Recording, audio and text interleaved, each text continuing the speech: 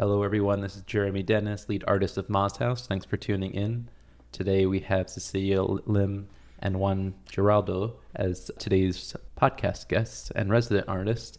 Cecilia is a community-engaged artist based in Queens, New York, whose work in dialogue, short documentary film, and printmaking explores themes of connection, environment, and collective well-being.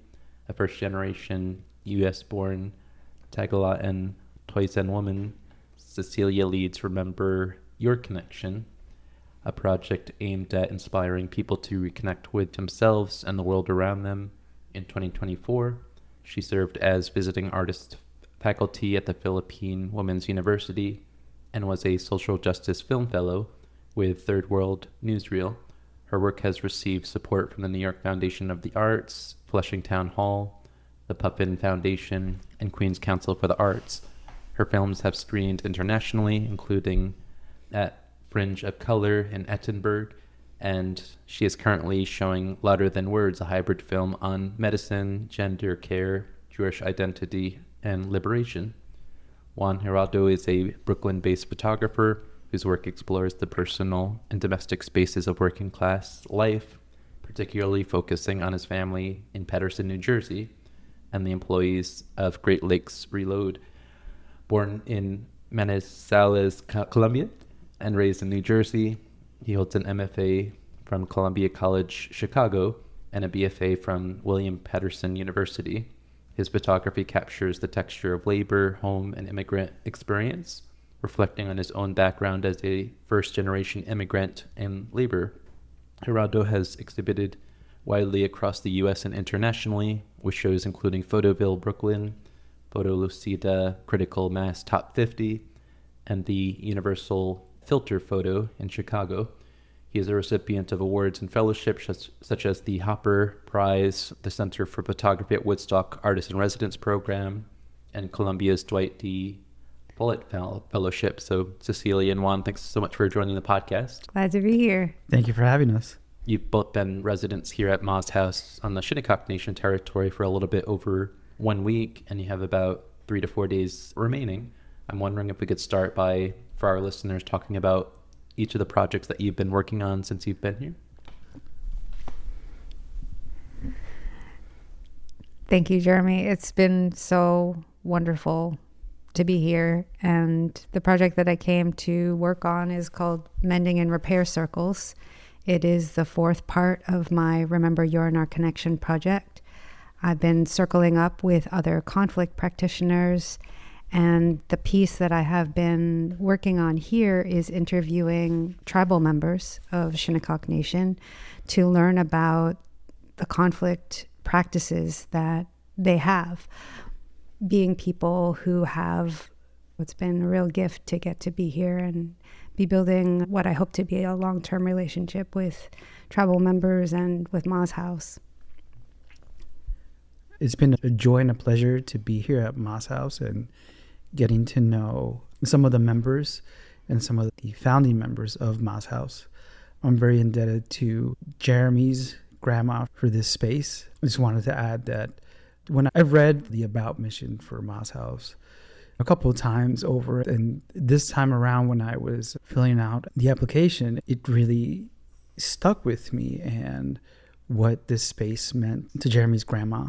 And I got teary-eyed after, when reading that. And that leads me to the work that I've been making here, which is about my grandfather. So in my time here, I made 4 28 by 28 collages with copies of photos that were ruined in a flood in 2021 and building a non-linear narrative with these collages of my grandfather's history, and I guess my grandparents as well, but he looms larger and more as a central figure in all 4 panels, and it's been very inspiring to be able to accomplish that work here. That's wonderful. Thank you both so much. I'm wondering if you can talk a little bit about coming from Queens and Brooklyn here to Shinnecock. How has your work either responded to the place, being in the Hamptons, or being here at Shinnecock and at Moz House? How has your projects either developed or responded, or Have you checked out our library or anything like that?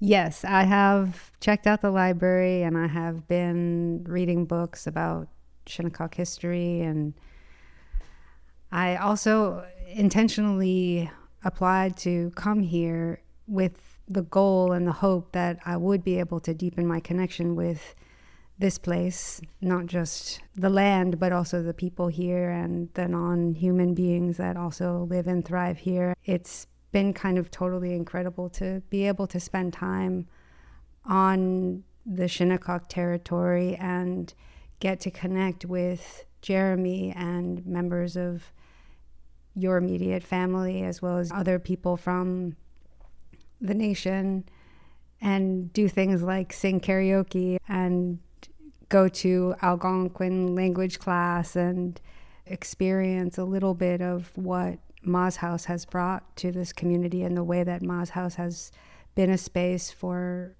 tribal members to come together and create with one another and reclaim culture. It's just been so grounding and a real privilege, and very different from earlier experiences that I've had coming to this part of the world, which is really odd and very much in contrast to the connection that's here. Yeah, I'll leave it at that for now. For me, I've done a couple of residencies over the years, and I would say that in contrast with the one I did a few years back, and where I felt it was a very welcoming space, but I wasn't relaxed. I think stepping into Ma's House has been very calming and very proactive for the work I've been making here.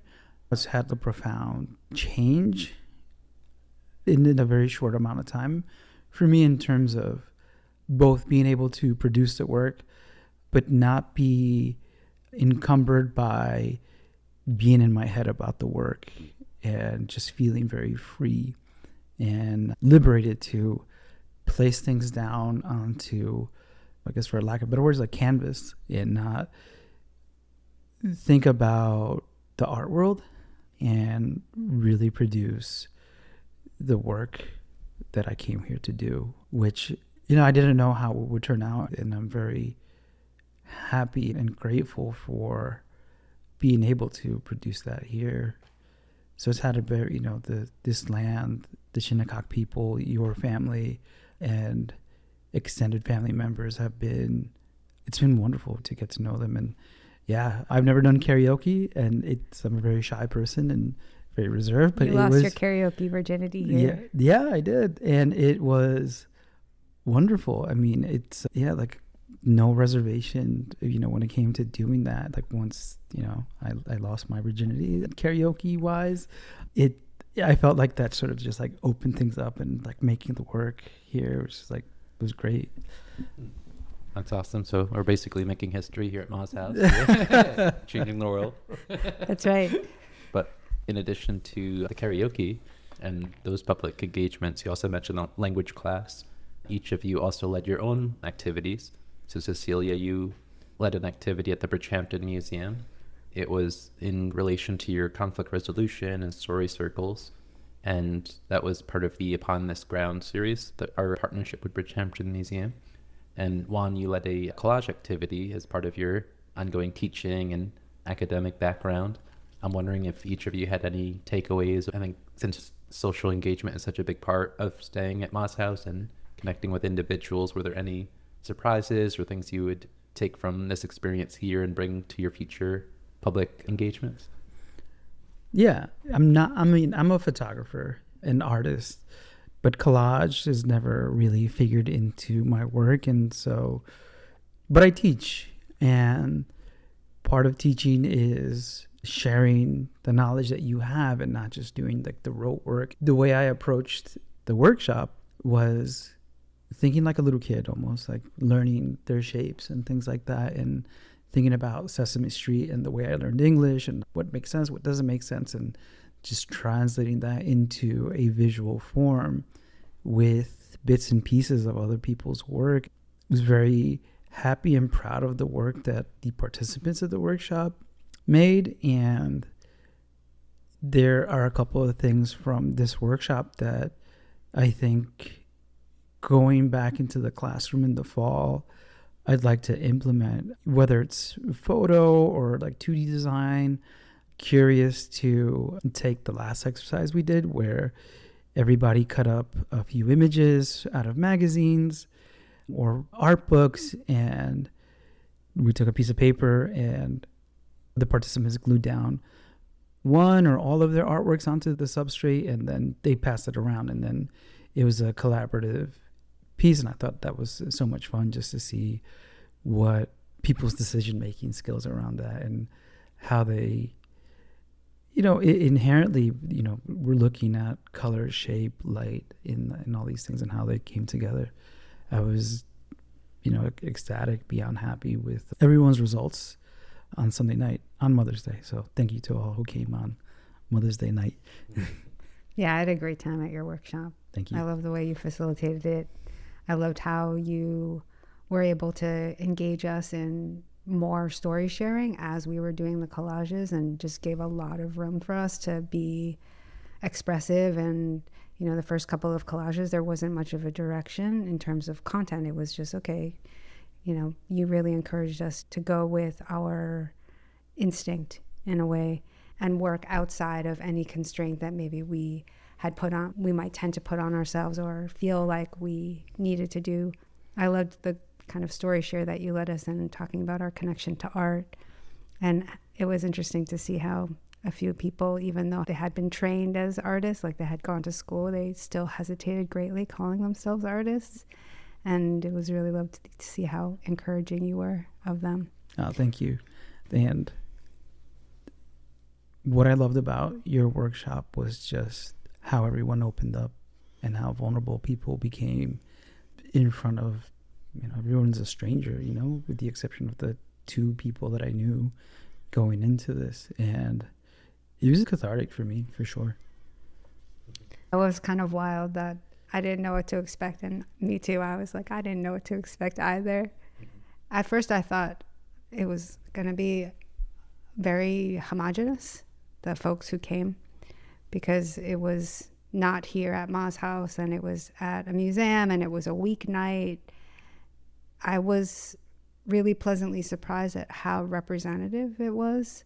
We had like half of us, maybe even more than half of us, were BIPOC folks, and there are a good number of, people of different sexual orientation. And I think age-wise, we had definitely more adults and elders.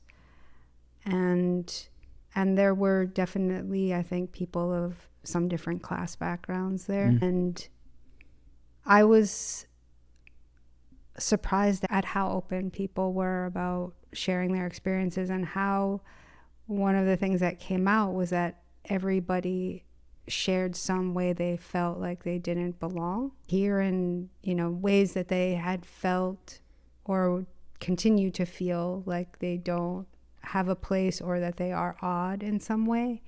And yeah, I think I was very pleased to hear about people feeling like they could take up the space and be that vulnerable with people that they didn't know and that they were meeting for the first time. And Cecilia, you said that this is a practice, I think you said for 14 years you've been facilitating these story circles. So I wonder if you could describe for our listeners, like, what does this entail? Like, if you came back to Shinnecock in the future, what would they sit down and do? That's a great question. Yeah, I've been holding spaces like the one I held at the Bridgehampton Museum for a while now. Open up with talking a little bit about setting up the space and having some agreements. Also seeing if other people have agreements that they want the group to consider. And once we have that down, usually the agreements will include agreeing to having the stories stay, but the lessons leave. We did timed turns to try to have some equitable space for everybody. And I can't actually remember the last agreement, but whatever it was, it was important, but I can't remember it right now. And then I usually say a few things for folks to consider. So because we were talking about relationships and conflict, I said a little bit about that. And then everyone had a chance to share before anyone shared twice. And you had up to 2 minutes to share whatever was on your mind. I think it was really effective. It's been really effective to do that very simple format. I wanted to get back to just the residency side of things and just the idea of how you both have been structuring your time. So day by day, like you're removed from your daily lives, sometimes stresses, your work schedule. You both have been waking up very early, starting your day with usually a beach walk. How is your scheduling in terms of creativity been different from your day-to-day back home?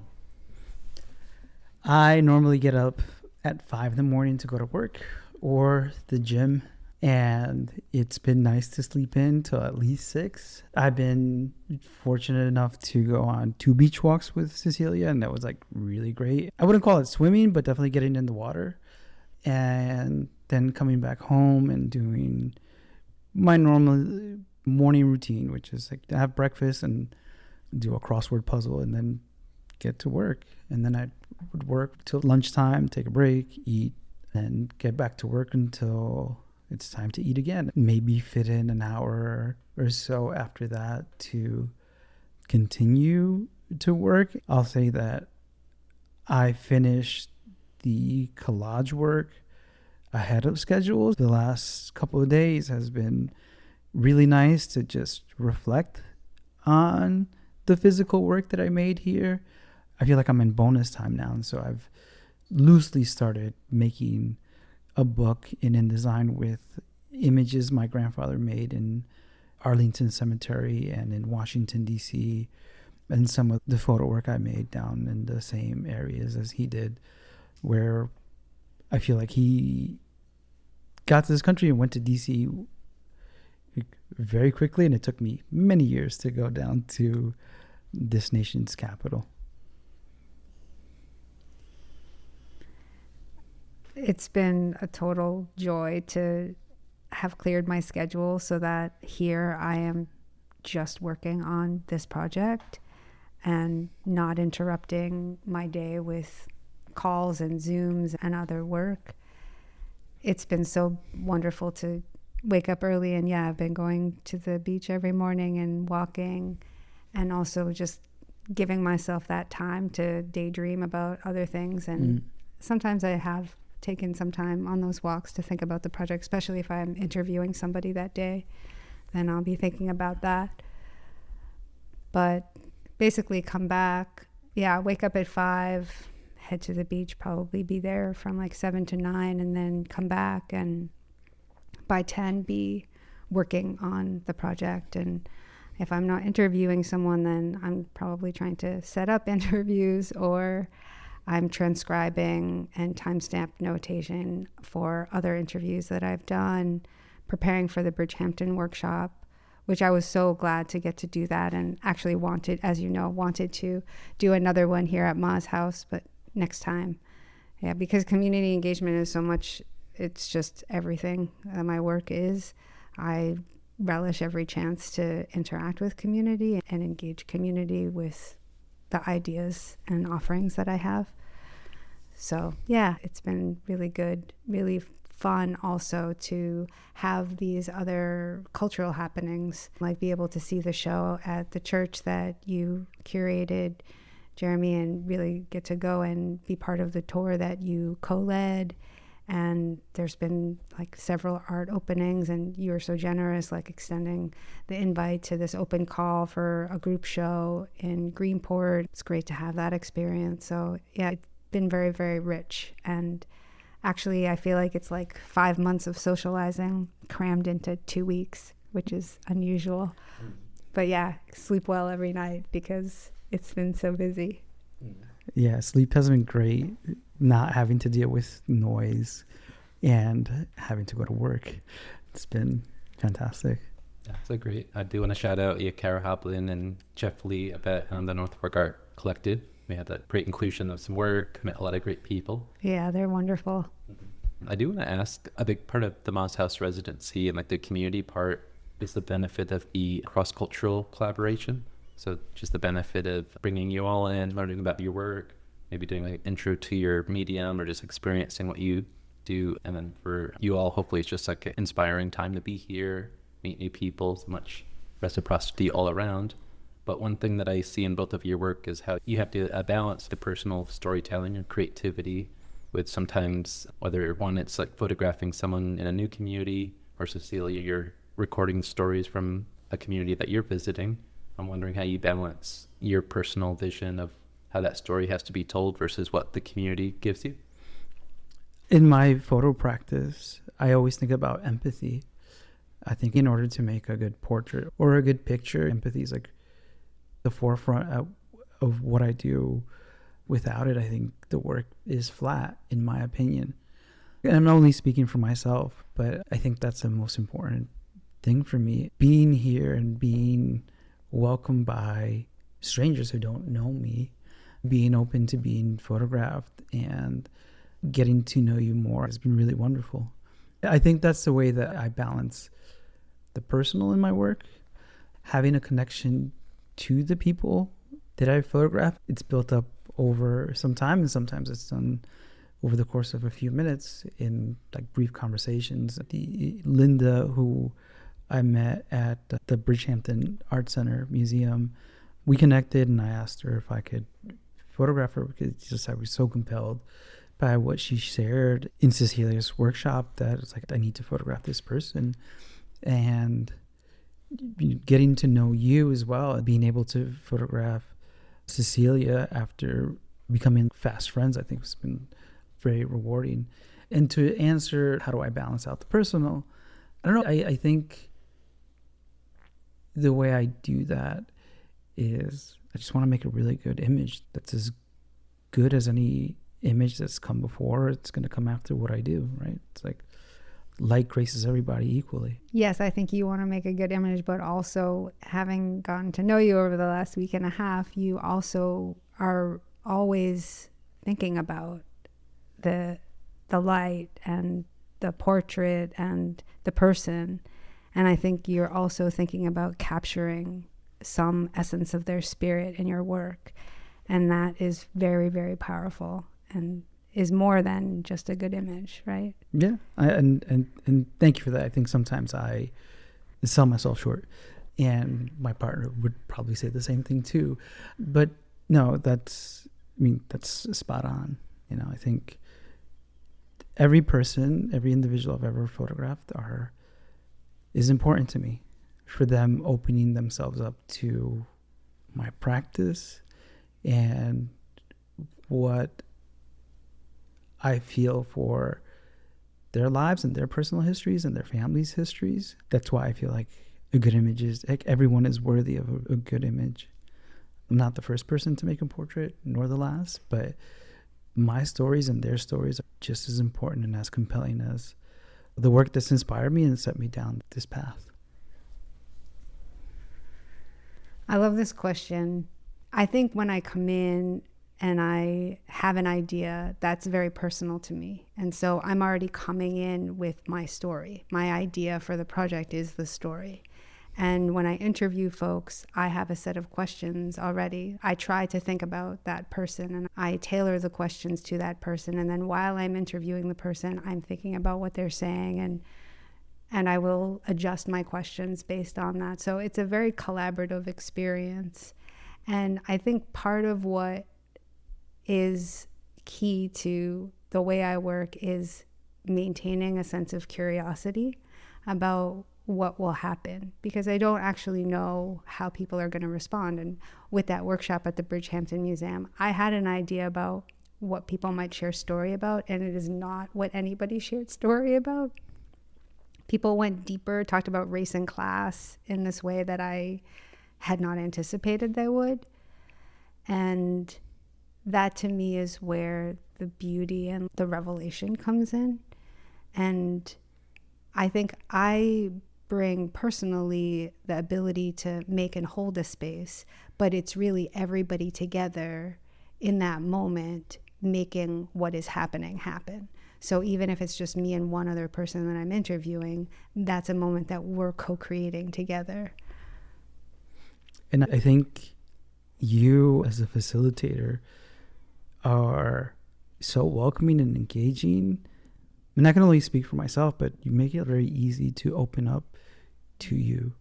You know, there's this light and aura about you, and the tact for the work that you do, I think, is handled with such grace. Thank you. Yeah, thank you both for those answers. Shifting to the idea of archive, and you're both documentarian artists and creatives, and you've both accomplished so much in a little bit over a week that you've been here at Ma's house, whether it's filmmaking or the collage and doing your InDesign work, Juan. I wonder if you could talk a little bit about just like the impossible task of archiving any story or any history, just because it's like with Juan, your work is about the flood damaged images and the urgency to save or maybe create something with that.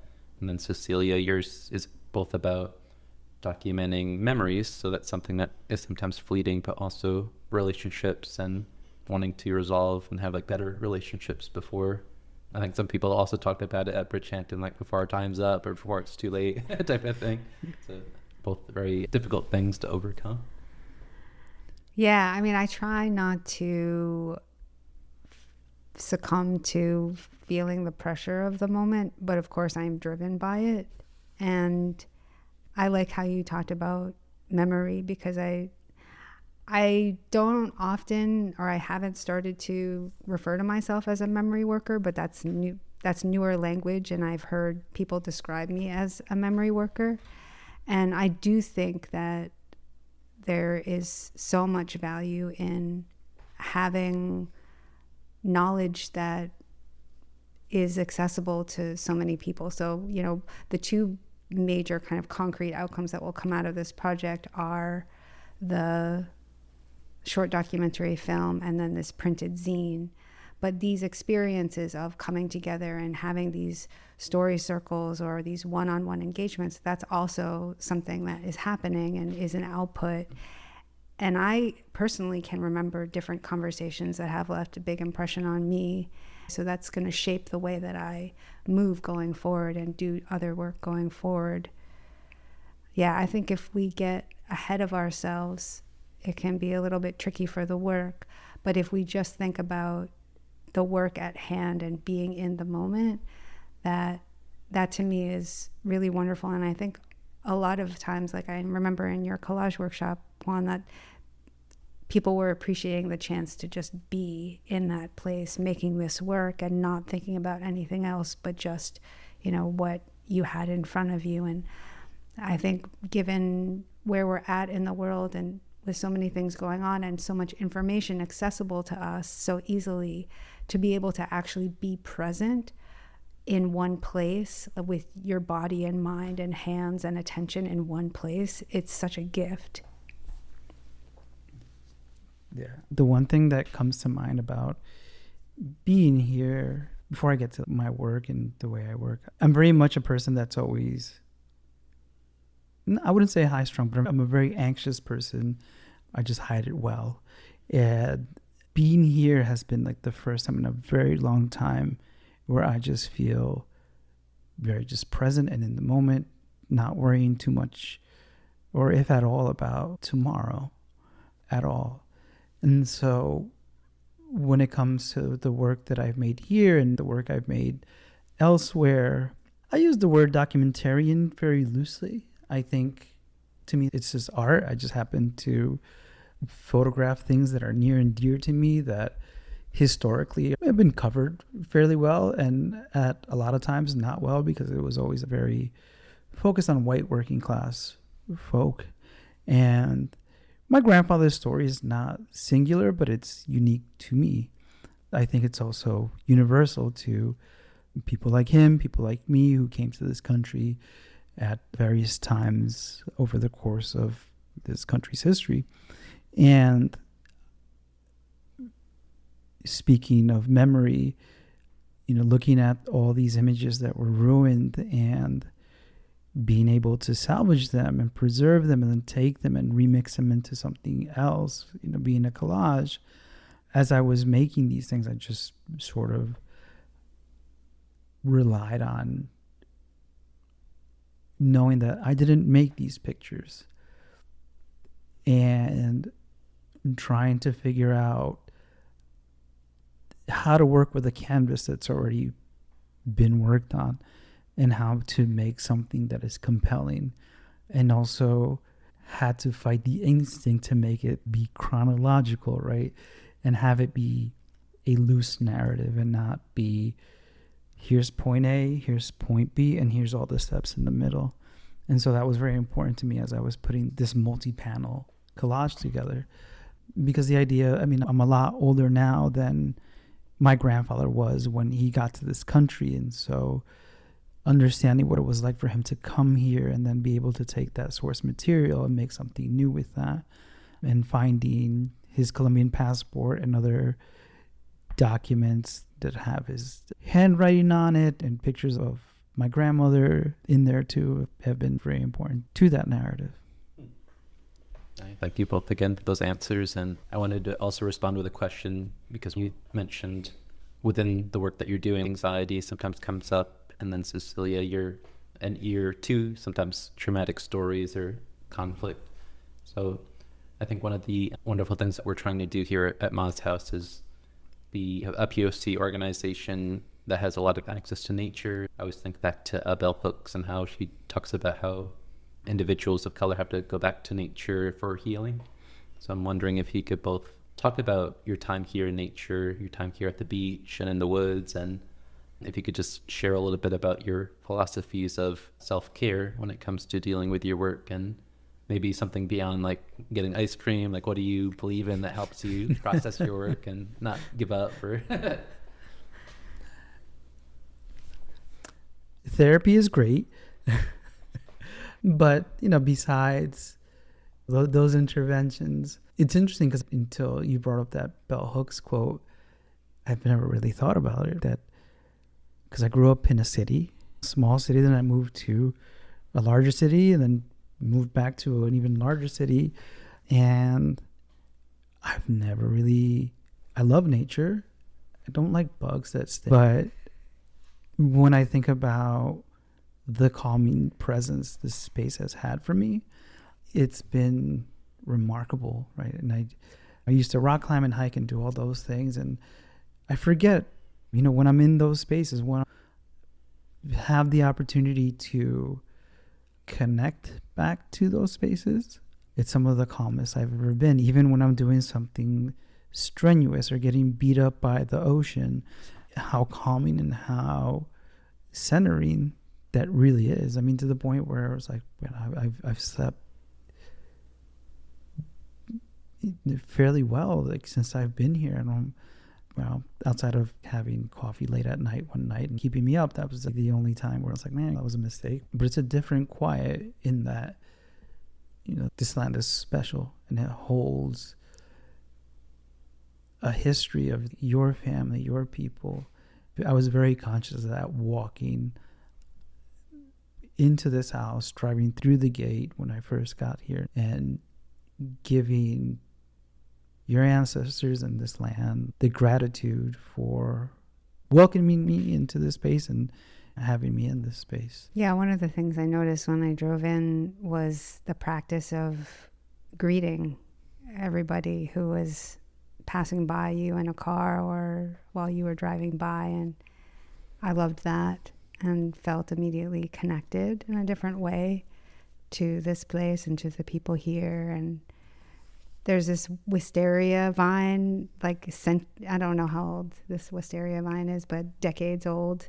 And to watch the vine bloom, it's now in full bloom, over the past week and a half has been a gift to notice that. And there was an eastern box turtle that I saw a couple days that lives maybe close by to here, and so many different types of birds, definitely having such easy access to the ocean.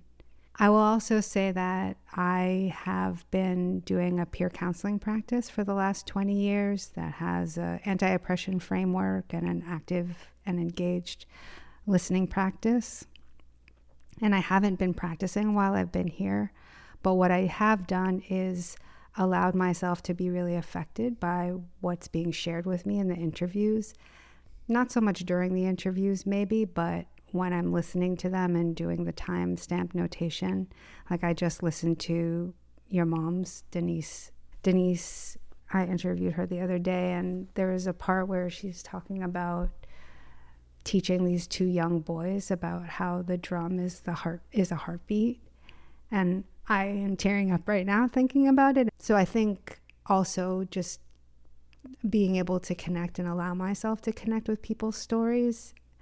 I feel like when I listen to your interview again, Jeremy, I'm probably going to end up crying a bunch, because I remember there were so many moments where you were sharing something really powerful and that really resonated for me.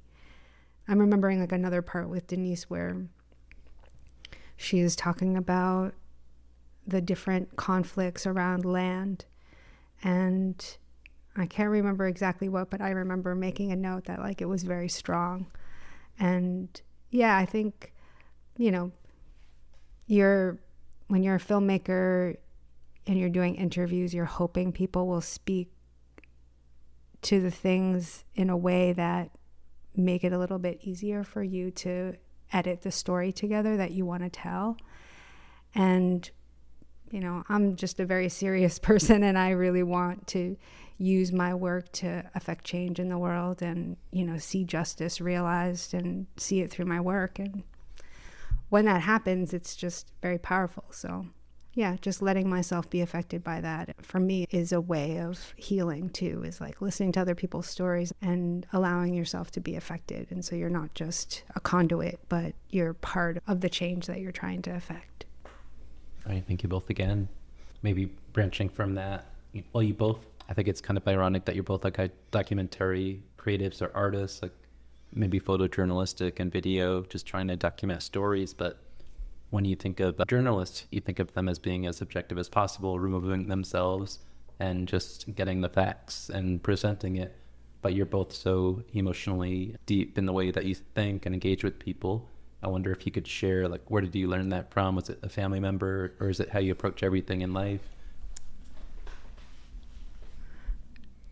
We're both not sure how to answer this question. Or are you denying that this is true? I'm not a photojournalist at all. I mean, I don't get hired to do that type of work. I think I had good mentors, especially because I didn't come to art and photography in a traditional manner, like graduate high school, go to college. I worked for a long time before, and I was still in community college, but I didn't decide to do this until I was in my close to mid-20s.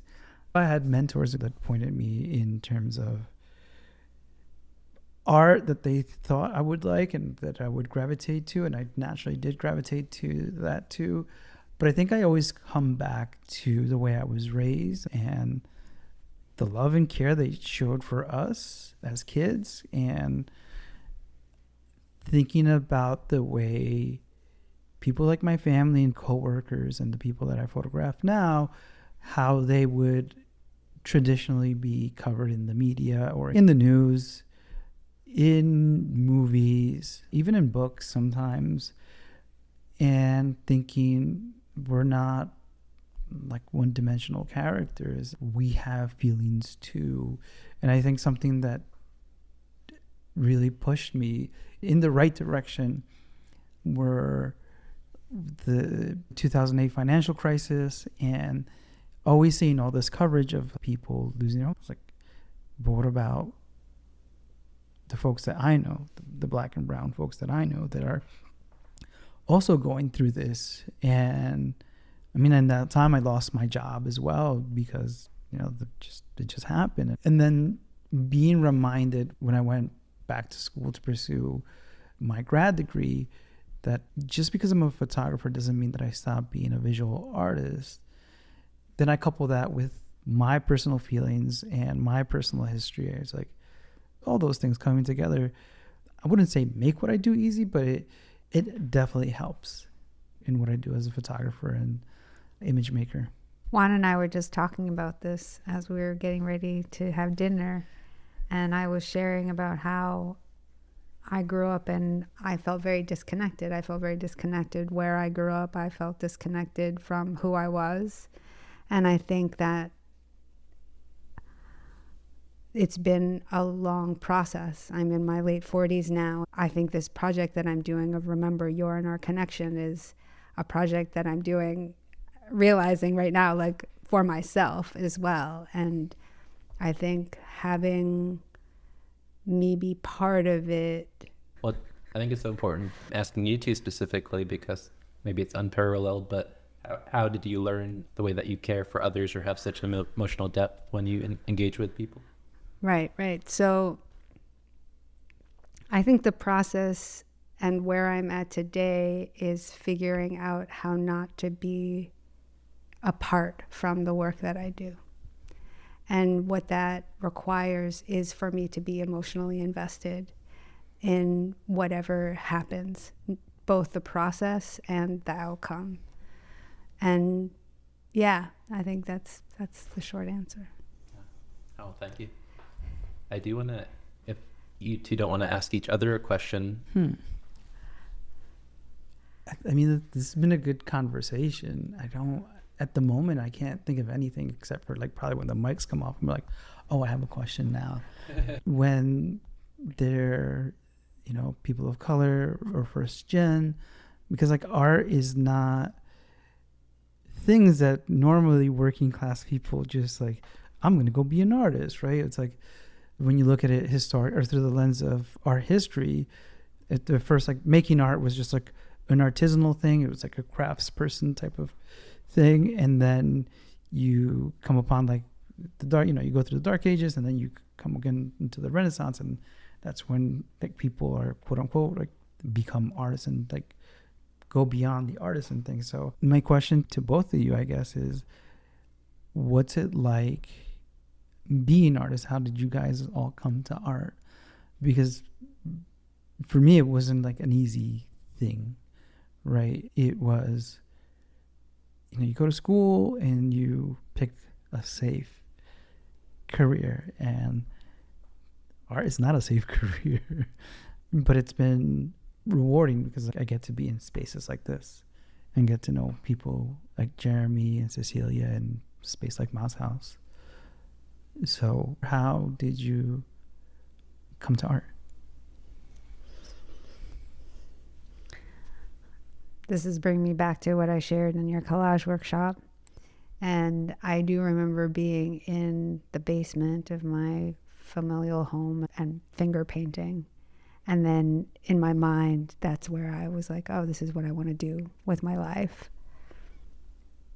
I don't think it was something I allowed myself to make center until maybe the last 10 years. And I think I was always trying to figure out whether I could give myself permission to do that. And it took that long in my life to do that. Like Ivan, I always had different mentors, too many to name, but I actually went to college for computer science, and then when that didn't work out for whatever reason, I switched to studio art. So I've always been like an artist apologetically, and I think that's true for every artist in a way. But I think it's just like we're always trying to get approval, trying to find the value for everyone in it. It's just trying to justify it, just because when you look at the world and what we need, it does seem like art is a luxury sometimes, but also it's why we live and what makes us different. So it brings people together, would meet people you never would meet. So I guess it's true for all of us. I think maybe from that, I was going to also ask, maybe as the final question, I have so much more I want to ask of y'all, and hopefully people can reach out, but I wonder what's coming up and maybe what else might bring you to the East End or to Shinnecock. And so maybe Cecilia, I'll start with you, since you might bring your film back and present it here at Moss House. Yeah, absolutely. Well, I'm hoping actually to make it back for the fundraiser. I don't know how to operate in any other way other than to make real deep connection with people in place. So yeah, I want to keep supporting Moss House, and also maybe there's a project down the line we could collaborate on together. But yeah, definitely with Mending and Repair Circles, I'd like to come back and have a screening and zine release event and be able to share both with the community, as well as maybe there'll be some story circle opportunities with tribal members and also members of the general community beyond the territory. For me, coming up, go back to work. Lame, but I need to make a living. Continue to incorporate collage into my work. Not so much through the photographs that I've made, but through this rich source material that, although was damaged by this flood, I think it's like something else, and it's become something beautiful. And I think it helps, not hinders, this personal narrative that I've been trying to create over the last 15 years.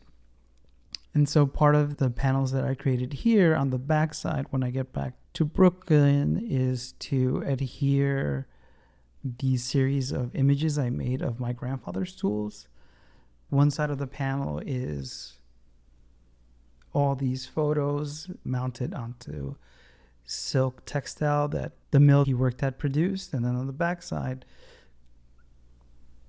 these cold, sterile photographs of his tools that are, or the way that I envision all of this working together is creating a mobile, like the type of mobile our parents hung in our cribs to look at. And so that's some of the things that I'm working on right now after this. I'd love to be able to come back to Shinnecock land and give back in whatever way possible, whether it's financial or through time, as time can permit, because I'm getting married, so that's another big thing. But I will say that I am forever grateful to everything that's transpired in the short amount of time here. Well, grateful for you both as well. You brought so much already, and just within a week's time. So hopefully you both will be back for the fundraiser. That's going to be July 9th this year. A little benefit for Ma's House. But I think besides that, I want to thank you both, Cecilia and Juan, for being here in the residence, being part of the podcast, and hopefully you'll connect with more Shinnecock people in the future. Thank you, Jeremy. Thank you so much. So major.